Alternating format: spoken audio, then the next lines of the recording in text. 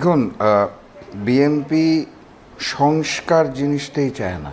আমি যদি এক লাইনে বলি তাহলে বিএনপি সংস্কারই চায় না। আপনি যদি সর্বশেষ সালাউদ্দিন সাহেবের বক্তব্য শুনেন তাহলে উনি ওখানে স্পষ্ট করে বলেছে সংবিধান সংস্কার করার জিনিস না, সংশোধন হতে পারে, অমুক হতে পারে, তমুক হতে পারে। উনি বিজ্ঞ শিক্ষক, আমাদের সবার ক্লাস নেন, তো ওইভাবে উনি বলেছেন। অথচ আমরা এই সালাউদ্দিন সাহেবের মুখে শুনেছি ভোটের আগে যে কোনো আইন বাধা দিতে পারবে না, হ্যাঁ যদি জয়যুক্ত হয় আমরা সংসদে যে সবাই মিলে এটা বাস্তবায়ন করব। দেখেন, গণভোটটা যে পন্থায় হয়েছে সেই পন্থাটা সংবিধানের সাথে যায় না। রাজনীতিতে সংসদ যেভাবে এসেছে সেটা আপনার সাংবিধানিকভাবে একটা ভিত্তির উপর দাঁড়িয়ে আছে। তো গণভোটটা যেটা করার সেটা সংবিধানে ছিল না। গণভোট এইভাবে হওয়ার, গণভোটটা 3টা গণভোটের পরে আর গণভোটের সিস্টেমটা নাই, ওটা উঠিয়ে দেওয়া হয়েছে। সরকার এই হ্যাঁ ভোট বাস্তবায়নের দেরিও কথা আমি বলি, বিএনপি কিন্তু তখন এই কথাগুলো বলেছিল, কিন্তু সেই সময়কার সংস্কার কমিটি সহ আজকে যারা বিরোধী দলে আছেন তারা এটা নিজেদের একদম তখন তারা মনে করেছে যে ইন্টারিম গভর্নমেন্ট যেহেতু তাদের সে ছাড়া কিছু করে না, তারা যা বলবে এটাই হবে। কিন্তু ওইখানে আপনি খেয়াল করেন, ওইখানে কিন্তু একটা জায়গায় বলা আছে যে সংসদই লাস্ট ক্ষমতার কেন্দ্রবিন্দু, সংসদের মাধ্যমেই সব কিছু কিন্তু আপনার আস্থায় যাবে, মানে পাশ হবে, বিলটা পাশ হবে বিল আকারে। তো সংসদে কি থাকতে হবে? 2/3 মেজরিটি। এইখানে আপনার গণভোটটা হওয়ার আগে আরেকটা গণভোট করা দরকার ছিল, যে এই গণভোটটা হতে পারে কিনা। জনগণ সর্বময় ক্ষমতার উৎস, তো জনগণ ডিসাইড করবে যে গণভোট, যেহেতু ওই মুহূর্তে কোনো সংসদ ছিল না, গণভোট জনগণই এটা ডিসাইড করার দরকার ছিল যে গণভোট যদি হয় এটা হতে পারে কিনা। সেটা ওই সরকার করেন নাই। সরকার তার মর্জি অনুযায়ী যা খুশি তাই করেছেন। কিন্তু সরকার এটাও জানেন যে সবশেষে সংসদে আসতে হবে। এখন সংসদ চলমান, সংসদে এসছে, সংসদের ভোট বলেন, গণভোটের যে কারণটা জনভোট, আপনি যেটা বললেন সংখ্যাগরিষ্ঠ ভোট, এইখানে আপনি একটা জিনিস খেয়াল করেন, ভোট দিয়েছে কতজন?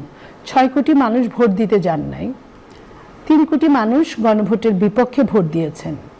হ্যাঁ, প্রায় 9 কোটি মানুষের কিন্তু গণভোটের পক্ষে না। তার মানে তাহলে আপনার সংখ্যাগরিষ্ঠ গণভোট যদি যারা ভোট দিয়েছে তাদের কাছে সংখ্যাগরিষ্ঠতা আছে, কিন্তু যারা দেন না, এটা যেহেতু গণভোট, আমাদের কিন্তু ওই হিসাবও করতে হবে গণভোট অর্ধেকের বেশি মানুষ দিয়েছে কিনা।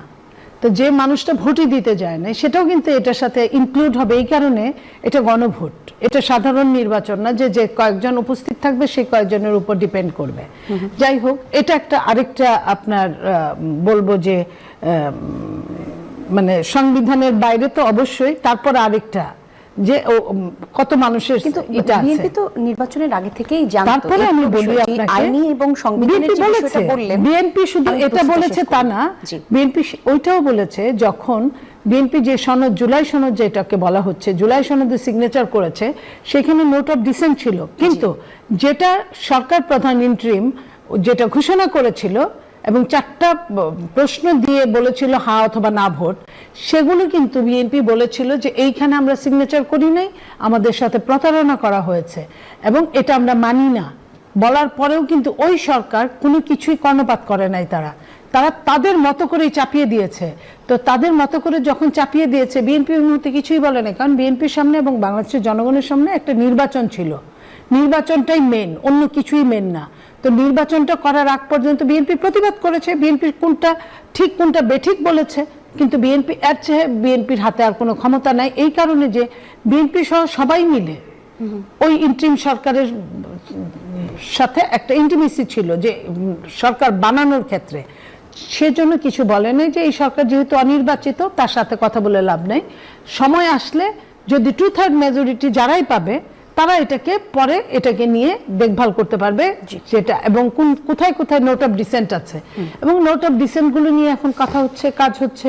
133টি যে সংস্কার হয়েছে সেগুলো নিয়ে কাজ চলছে।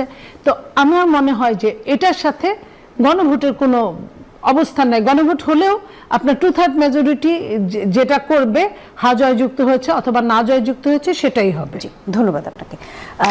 রাশেদ প্রধান, নিশ্চয়ই আপনার অনেক কিছু বলবার আছে চৌধুরী মনির প্রশ্নের উত্তরের পর। আমি আসলে সংযুক্ত করতে চাই আপনারা কি মনে করছেন বিএনপি কেন গণভোটের রায় বাস্তবায়ন করতে চায় না? এতে তাদের রাজনৈতিক বাধা কোথায়? দেখুন, বিএনপি সংস্কার জিনিসটাই চায় না। আমি যদি এক লাইনে বলি তাহলে বিএনপি সংস্কারই চায় না। আপনি যদি সর্বশেষ সালাউদ্দিন সাহেবের বক্তব্য শুনেন তাহলে উনি ওখানে স্পষ্ট করে বলেছে সংবিধান সংস্কার করার জিনিস না, সংশোধন হতে পারে, অমুক হতে পারে, তমুক হতে পারে। উনি বিজ্ঞ শিক্ষক, আমাদের সবার ক্লাস নেন, তো ওইভাবে উনি বলেছেন। অথচ আমরা এই সালাউদ্দিন সাহেবের মুখে শুনেছি ভোটের আগে যে কোনো আইন বাধা দিতে পারবে না, হ্যাঁ যদি জয়যুক্ত হয় আমরা সংসদে যে সবাই মিলে এটা বাস্তবায়ন করব।